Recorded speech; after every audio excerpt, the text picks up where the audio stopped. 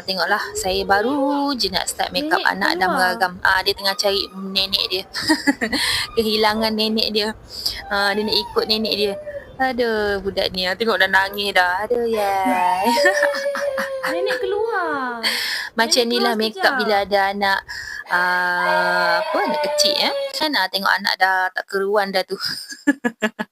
Nak kesian pula kat dia. Lepas tu kita bagilah dia susu, kita layan dia kejap, kita pujuk dia kejap. Lepas dia dah okey, barulah kita sambung make up.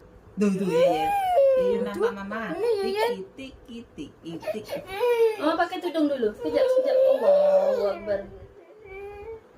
Macam mana nak siap ni?